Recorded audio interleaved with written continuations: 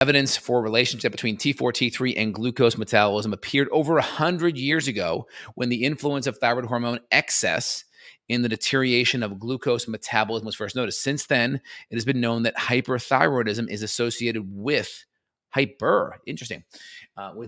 This is most recently hypothyroidism has been linked to decrease in insulin sensitivity.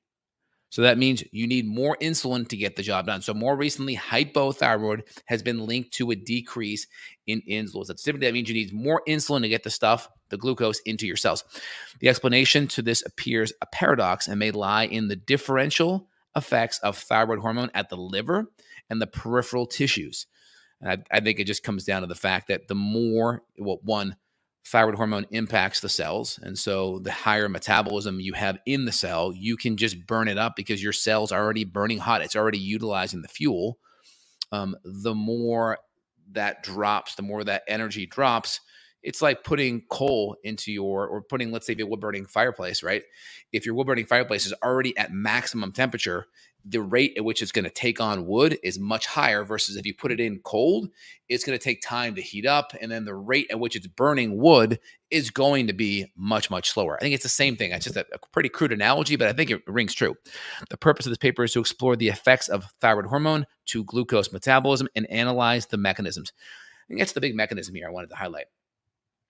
The blood sugar and the production and consumption of glucose are kept within normal bounds. Therefore, there is an equilibrium between glands of adrenal secretions, which reduce the blood sugar, the pancreas, and which raise it.